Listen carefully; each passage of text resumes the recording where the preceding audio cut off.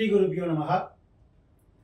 அகத்தியர் அதிர்ஷ்ட ஜோதிடம் நிறுவனர் என் சீதாராமன் அவர்களோடு இணைந்து இன்னைக்கு சிறப்பு விருந்தினரா ஜோதிட வித்வான் மீனம் ராம் அவர்களும் நம்மோடு இணைந்திருக்கிறார். இன்னைக்கு பார்த்தீங்கன்னா ஒரு புது விஷயத்த ஒரு நல்ல கண்டென்ட்டை உங்களுக்கு கொடுக்கறதுக்காக நாங்கள் இன்னைக்கு இந்த பதிவை காணொலியை உங்களுக்கு வழங்குகிறோம். பொதுவாக வாழ்க்கையில் இன்றியமையாத ஒரு அம்சம் அப்படின்னா நம்முடைய வாழ்க்கைக்கு ஒரு உறவை ஏற்படுத்தக்கூடிய திருமண பந்தம். அந்த திருமணம் பார்த்தீங்கன்னா மனம் போல் மாங்கல்யம் சொல்லுவாங்க. அந்த திருமணம் 1000 காலத்து பயிர் அப்படின்னு சொல்லுவாங்க. கல்யாணம் அமையிறது அந்த திருமணத்தில் நிறைய தடைகளை ஆண்களாகட்டும் பெண்களாகட்டும் சந்திக்கிறாங்க.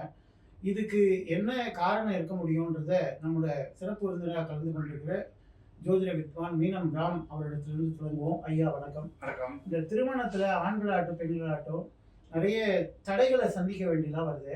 அது ஜாதக ரீதியாக எதனால் ஏற்படுது? அதுக்கு ஏதாவது பரிகாரங்கள் இருக்கா சொல்லுங்க. அதாவது முக்கியமாக 7ஆம் இடம் நல்லா இருக்கணும். 7ஆம் இடத்துல பாவகரங்கள் இருக்கக்கூடாது. அது இல்லாமல் காலசர்ப்ப ஜாதகம் பார்த்தீங்கன்னா சீக்கிரத்தில் திருமணம் நடக்காது. அது மாதிரி பார்த்தீங்கன்னா செவ்வாய் தோஷம்ன்றாங்க. அது செவ்வாய் தோஷத்தில் நிறைய எக்ஸப்ஷன்ஸும் இருக்குது உங்களுக்கு. அதெல்லாம் கூட பரவாயில்ல. மெயினாக 7ஆம் இடம் நல்லா இருக்கணும். 7ஆம் இடத்தை சுபகிரகங்கள் பார்க்கணும்.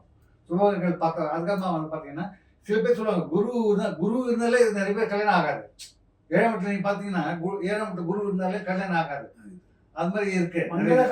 இருந்தாலும் அது பார்த்தீங்கன்னா கரக பாவனாஸ்தி அப்படின்னு சொல்லுவாங்க. 2வது இடமும் எடுத்துக்கலாம் இல்லையா? 2வது எடுத்துக்கலாம். மெயினான 7ஆம் இடம் தான். 7ஆம் இடம் பார்த்தீங்கன்னா திருமணம் மாத்திரம் இல்லை, பார்ட்னர்ஷிப் அப்படின்றது அது பிஸ்னஸ் பார்ட்னரு, அப்புறம் ஃப்ரெண்ட்ஷிப்பு, அப்புறம் பார்த்தீங்கன்னா குடும்ப தாம்பத்திய சுகம் எல்லாமே பார்த்தீங்கன்னா இந்த 7ஆம் இடத்துல இணைக்கூடிய. ஆமா, எல்லாமே 7ஆம் இடம் முக்கியமாக நல்லா இருக்கணும். மெயினாக இதுதான் இது இருந்ததுன்னா ஏன்னா 1லேருந்து 6 வரைக்கும் நம்ம நம்மளால மாற்ற முடியாது. 7ஆம் இடத்தை நாம தான் நிர்ணயிக்கிறோம். சில பேருக்கு பார்த்தீங்கன்னா அம்மா அப்பாவை கல்யாணத்தை தடை பண்ணுவாங்க. அந்த மாதிரி ஜாதகம் இருக்கு சிலதுலாம். சில பேர் செல்ஃப் டினையல் சொல்லுவாங்க. அதாவது தனிச்சாவே வேணாம் சொல்லி தாமதப்படுத்துது. நிறைய காரணங்கள் இருக்கு. இன்னும் விலவரியா நம்ம சீதாராமன் ஐயா சொல்லுவாங்க. நிச்சயமா நல்லா அற்புதமா சொன்னார். 7வது இடம் திருமணத்துக்கு தடை நடக்காம போறது, இதெல்லாம் 7வது இடம். 2வது ஐயா சொன்ன மாதிரி 7க்குரியவனும் கிடக்கூடாது ஜாதகத்துல. 7க்குரியவன் அது எந்த லக்னமா இருந்தாலும். ஆமா, 7க்குரியவன் கடத்திரக்காரகன், கடத்திர ஸ்தானாதிபதியும் கிடக்கும். ஆமா, கடத்திரக்காரகன் சுக்கிரன். உங்களுக்கு கடத்திர ஸ்தானாதிபதி ஒவ்வொரு இடத்தை பொறுத்து அந்த இடமும். அதே போல அந்த 2 நீங்க சொல்லுங்க. கட் பண்ணிக்க. ஸோ இந்த 2க்குரியவர் குடும்பஸ்தானாதிபதி இவங்கெல்லாம் இவங்கெல்லாம் கெடாம இருந்தாலே திருமண தடை, திருமண தாமதம் இதெல்லாம் ஏற்படாம வேகமா நடக்கும். அதுவும் இல்லாம கல்யாணத்தை பார்க்கும் பொழுது அஷ்டம சனியோ 7 சனியில திருமணம் நடக்குது, அது ஒண்ணு பிரச்சனை. குருபலம் கட்டாம இருக்கணும். குரு பார்வை இருக்கணும். சுக்கிரனை குரு பார்க்கணும். அது எல்லாமே பாத்தீங்கன்னா உங்களுக்கு 7ஆம் அதிபதி தசை வரணும். 7 தசை வரும்போது திருமணம் நடக்க வாய்ப்பு இருக்கு. விட ஐயா சொன்ன மாதிரி தசை வர்றதுக்கு நம்ம வெயிட் பண்ணணும். இப்போ உதாரணத்துக்கு இப்போ சூரிய தசையில பிறந்தாருன்னா 7க்குரிய தசை வர வரைக்கும் நம்ம வெயிட் பண்ண முடியாது. 7க்குரிய புக்தி வரும்போது திருமணம் ஏற்படுது. ஒரு தசையிலையும் புக்திகள் எல்லாமே வரும் இல்லையா? அதோட அந்தரத்துல வரதுக்கும் வாய்ப்பு உண்டு. குருபலம் இதெல்லாம் இப்போ நம்ம பேசுறது தடையை பத்தி. ஏன் தாமதமாகுது, ஏன் தடையாகுது, இவர் சொல்ற மாதிரி பாத்தீங்கன்னா காலசர்ப்ப ஜாதகம் அது பாத்தீங்கன்னா கல்யாணம் ரொம்ப தடை அரிது, ரொம்ப திருமணம். அது ஒண்ணு. சர்வதோஷம் சொல்றோம் இல்லையா? அந்த மாதிரி தொந்தரவுகள் இதெல்லாம் திருமணத்தை எவ்வளவு பார்த்தாலும் இப்போ இவர் சொன்னாரு தானே கெடுத்துக்கிறது. வேண்டான்னு வயசானதுக்கு அப்புறம் கல்யாணம் ஆனா போதுன்ற ஸ்டேஜுக்கு வந்துடுறாங்க. இப்ப நிறைய நடக்குது. அப்புறம் தாய் தந்தையர்கள் சொல்ற மாதிரி நிறைய காரணங்கள். பிடிக்காது இல்லை, ஒருத்தருக்கு பிடிச்சா ஒருத்தருக்கு பிடிக்கிறது இல்லைன்னு ஏதோ ஒரு காரணத்தினால போயிட்டு இருக்கு இப்போ இப்படியே.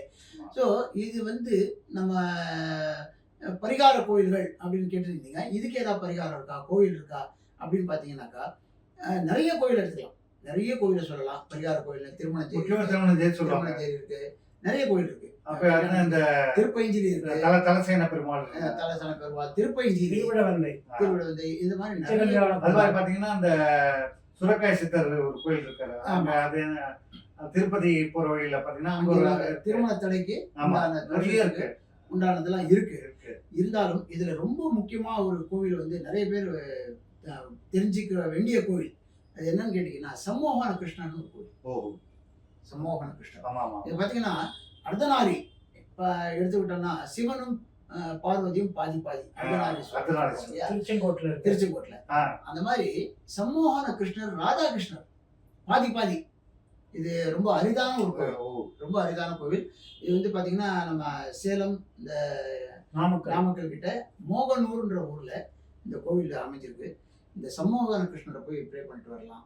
சீக்கிரமா திருமணம் ஆகிறதுக்கும் திருமணத்தில் ஏற்படக்கூடிய தடைகள் நீங்கிறதுக்கும். ஏன்னா நிறைய பேருக்கு கல்யாணம் வரைக்கும் வந்து நின்றுருக்கு, நிச்சயதார்த்தம் வரைக்கும் நின்றுருக்கு, கல்யாணம் வரைக்கும் வந்து நின்றுருக்கு. என்ன காரணம்னு அவங்களுக்கே தெரியாது, இது என்ன ஆச்சுன்னு புரியாது. ஸோ இந்த மாதிரி அதுக்கப்புறம் கல்யாணம் ஆனதுக்கப்புறம் நான் சொல்றது தம்பதிகள் ஒற்றுமை பிரியாம இருக்கிறதுக்கு, இப்படி எல்லா காரணத்துக்கும் இந்த சம்மோகன கிருஷ்ணர் இவரை போய் நம்ம வணங்கிட்டு வந்தாக்கா நிச்சயமா சகல விதமான திருமண சம்பந்தப்பட்ட திருமணம் ஆனதுக்கு அப்புறமும் ஏற்படக்கூடிய தோஷங்கள் எல்லாத்தையுமே இந்த கோவில்ல நிவர்த்தி நிச்சயமா உண்டு. இதனால வந்து நீங்க கேட்கலாம் மற்ற கோவில் எல்லாம் வந்து இல்லையா அப்படின்னு. டெஃபினட்டா இருக்கு, எல்லாம் எவ்வளவு இடத்துக்கு போயிட்டு வந்து கல்யாணம்லாம் ஆயிருக்கு. இது வந்து மிக விரைவில், அதாவது ராதையும் கிருஷ்ணனும் சேர்ந்து. இதுல இன்னொரு முக்கியமான பாயிண்ட் என்னன்னா 12ஆம் இடம் பாத்தீங்கன்னா அயன போக சுகசனம் சொல்றாங்க. அயன அது போகம்ன்றது எல்லாமே. ஸோ அது 12ஆம் இடமும் கெடாம இருக்கணும். 12 குறியவரும் கிடக்கூடாது. அந்த வாழ்க்கையில வந்து இல்லறம் இல்லாம ஒரு துறவி மாதிரி வாழ ஆமா, தாமரை மேல தண்ணி மாதிரி ஆயிடும். அப்ப என்ன ஆகுதுன்னா மிஸ் அண்டர்ஸ்டாண்டிங், ஒரு ஒரு அண்டர்ஸ்டாண்டிங்கே இல்லாம போயிட்டு இருக்கோம் லைஃப். ஸோ இவர் சொன்ன மாதிரி அது ஒரு அற்புதமான ஒரு கருத்து. இந்த சம்மோகன கிருஷ்ணரை போய் வணங்கிட்டு வந்து ப்ரே பண்ணாக்கா நிச்சயமா வந்து திருமண தடை, திருமண தோஷம் எல்லாமே வந்து நிவர்த்தி ஆகி அவங்களுக்கு வந்து சீக்கிரமா, அதாவது இவங்க நினைச்சு பார்க்காத நேரத்துல வேகத்துல கடகடன் பையனோ பொண்ணோ கிடைச்சி சீக்கிரமா திருமணம் ஆகிறதுக்கு உண்டான இதெல்லாம் இருந்தா கூட அவங்களுக்கு பிராப்தான்ற பூர்வ புண்ணியஸ்தானம் நல்லா இருக்கணும். அது நல்லா இருக்கும். அது வந்து தன்னிச்சையா நடக்கும். இப்போ என்னன்னா இவர் சொல்ற மாதிரி பூர்வ புண்ணிய ஸ்தானமும் கெட்டு இருந்தாலும் அந்த பூர்வ புண்ணிய ஸ்தானாதிபதியும் ப்ரே பண்ணிட்டு இந்த கோவிலுக்கும் போயிட்டு வரலாம். ஆமா, அதான் அந்த பூர்வ புண்ணிய ஸ்தானம் வந்து நல்ல மங்களகரமா ஆக்டிவேட் பண்றதுக்கு தான் நம்ம பரிகாரம். ஆமா ஆமா. ஸோ கர்மாக்களை கழிக்கிறதுக்கு தான் மெயினா. இப்போ இந்த திருமண தடைகள் வந்து நிறைய கோவில்கள் இருந்தாலும் இங்கேயும் போயிட்டு வந்தா சீக்கிரமா உடனே விவாக பிராப்தி ரஸ்துன்னு சொல்ற மாதிரி சீக்கிரமே உடனே அப்படின்னு சொல்றாங்க.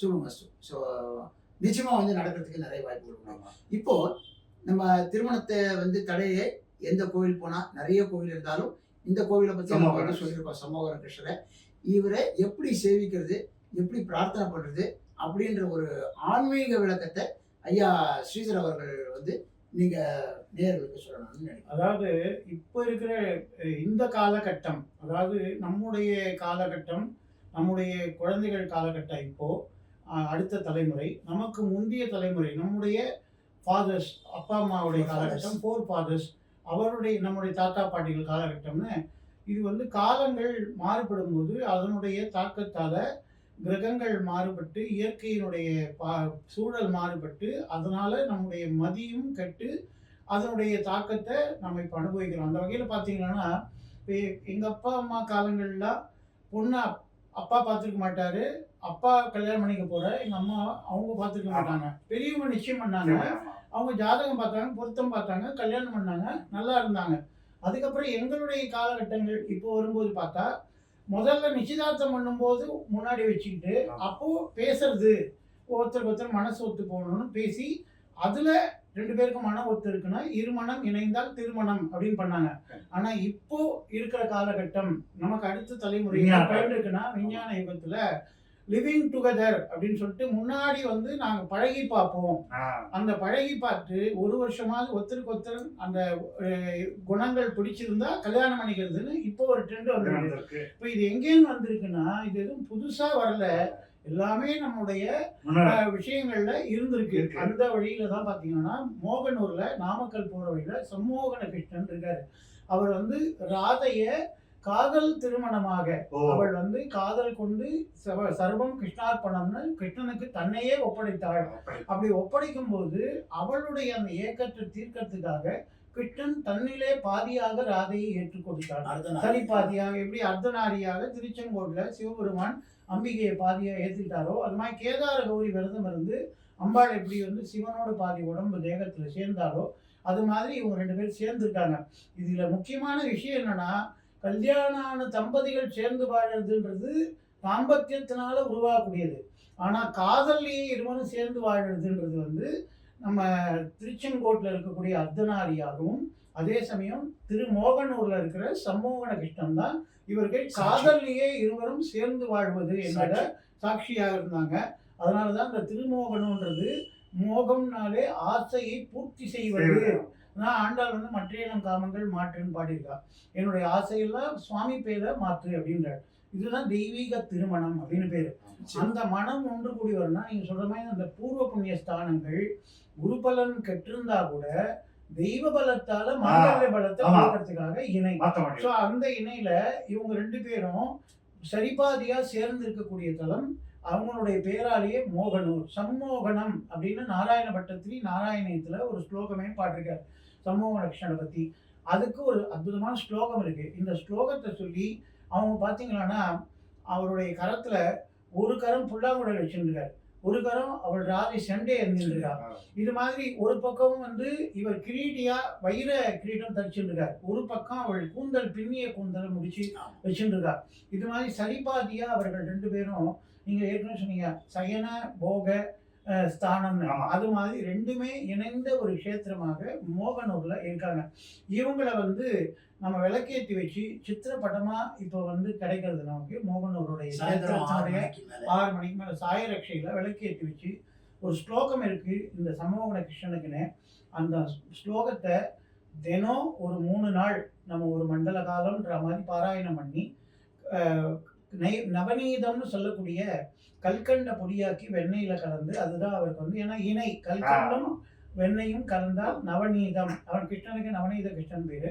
அப்படி 2 பேரும் கலந்து காதல் மனம் ஒருமித்த அந்த இணையாக இருக்கக்கூடிய திவ்ய தம்பதிகளான சம்மோகன கிருஷ்ணனுக்கு இந்த நவநீதம் சொல்லக்கூடிய கல்கண்டு வெண்ணெய் கலந்த பிரசாதத்தை நம்ம நைவேத்தியம் இந்த பாலோட சேர்த்து இந்த ஸ்லோகத்தை சொல்லணும். இது உங்களுக்கு ஸ்லோகம் தெரியாட்டாலும் இந்த காணொலியை போட்டு இந்த ஸ்லோகத்தை நீங்க கேட்டுக்கிட்டே பண்ணா கூட சத்தியமாக நம்பிக்கை நமக்கு நாராயணருடைய பெற்றுத்தரும். அதே போல இந்த சமோகன கிருஷ்ணர் எந்திரமும் இருக்கு. ஆமா இருக்கு. எந்திரம் வச்சு நம்ம பூஜை பண்ணலாம். எந்திரத்துக்கு வந்து பவர் ஜாஸ்தி. சித்திரப்படம் வச்சு பூஜை பண்ணலாம். எந்திரத்துக்கு வந்து முறை இருக்கு. ஒண்ணும் இல்லை, இதுக்கு வந்து மடி ஆச்சாரம்னு ஒண்ணும் இல்லை. எந்திரத்தை வச்சு பூஜை பண்ணாலே போறோம். அதோட ஆகர்ஷணம் நம்ம ப்ரே பண்றது வந்து அந்த வாங்கி அந்த ஆகர்ஷணத்தை உள்ள வாங்கி அந்த எந்திரமே நமக்கு சீக்கிரமா வேலை செய்யும்.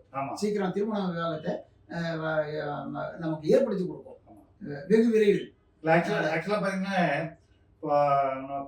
எந்திரத்தை பிரதிஷ்டை பண்றோம் இல்லையா, அதுக்கு பவர் நாம தான் கொடுக்குறோம். அந்த பவர் நம்மளுக்கு அப்படியே ரிஃப்ளெக்ட் ஆகும். அவ்வளவுதான். இதுதான் விஷயம். அந்த ஸ்லோகத்தை அந்த ஸ்லோகம் சொல்ற ஸ்ரீகிருஷ்ணம் கமலபத்ராக்ஷம் திவ்யாபரணபூஷிதாம் திரிபங்கி லலிதாகாரம் அதிசுந்தரः மோகனம் சம்மோகனம் பாகம் தக்ஷிணம் புருஷம் அன்யத் ஸ்ரீரூபிணம் ததாஹ சங்கம் சக்ரம் சங்குச்சம் ச புஷ்பபாணம் ச பங்கஜம் இக்ஷூசாவம் வேணுவாத்யம் ச த்ராரயந்தம் புஜாஷ்டகைः ஸ்வேதகந்தானுலிப்தாங்கம் புஷ்பவஸ்திரே த்ரகுஜ்வலம் சர்வகாமார்த்தசித்யர்த்தம் மோகனம் கிருஷ்ணமாஸ்ரயே சர்வகாமார்த்தசித்யர்த்தம் சம்மோகனம் கிருஷ்ணமாஸ்ரயே.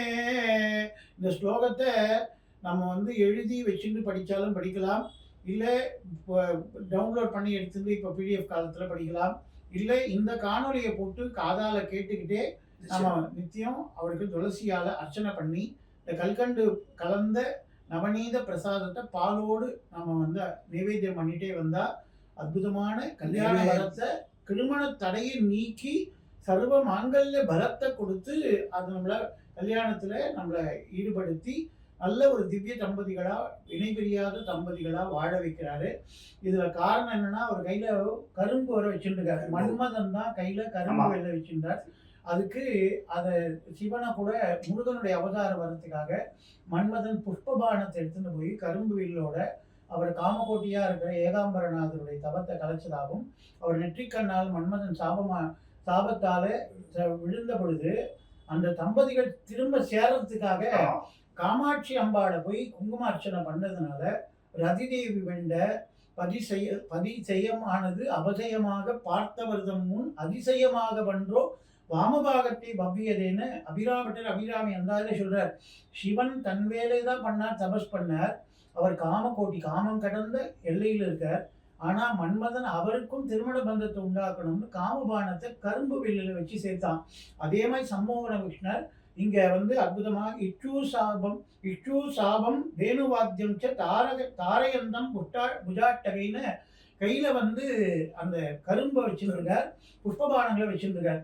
அப்படி பண்ணும் பொழுது அந்த காமகோட்டி தன்னுடைய கண் முதலால மன்மதன் எரிந்த பொழுதும் அம்பாள் கேட்டாள்ன உடனே பதிசெய்யமானது அபஜயமாக, எந்த அவருடைய கணவன் மன்மதனை எரித்து தன்னுடைய மோகத்தை ஜெயித்தானோ காமகோட்டியா, அது ரிவர்ஸ் வாங்கும்படியாக அம்பாளே திருக்கண்ணால் மோகனத்தை ஏற்படுத்தி அதிசயமாக வென்றோ வாமபாகத்தை ஒவ்வியது. நீ தனியா இருந்தாதான் கோவப்பட்டு உயிர்களை எரிக்கிறீங்க, அவ கல்யாணம் தடை போடுறீங்க, சேர்ந்த தம்பதிகளை பிரிஞ்சுட்டாங்க. இப்போ அவ எல்லாமே என்ன பண்ணுவோம், ரதி மன்மதன் இல்லாம.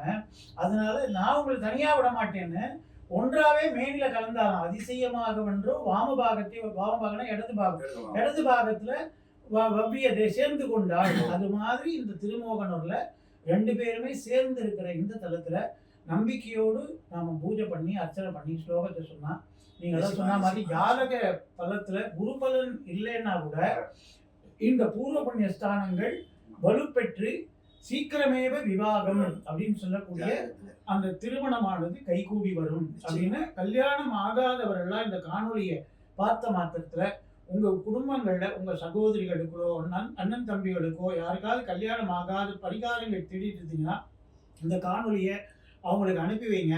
எல்லாரும் நல்லா இருக்கணும், அந்த காணொலியை வெளியிடுறோம். எல்லாரும் ஆனந்தமா இருக்கணும், சேவமா இருக்கணும். கல்யாணம் ஆகாத குழந்தைகளுக்கெல்லாம் ஆணாட்டும் பெண்ணாட்டும் அவர்கள் விரும்பிய மனவாழ்வு அமையணும்னு பிரார்த்தனை பண்ணிக்கிறோம். நிச்சயமா அற்புதமான ஒரு கருத்தை சொன்னீங்க, எப்படி பூஜை பண்ணணும் அப்படின்ட்டு.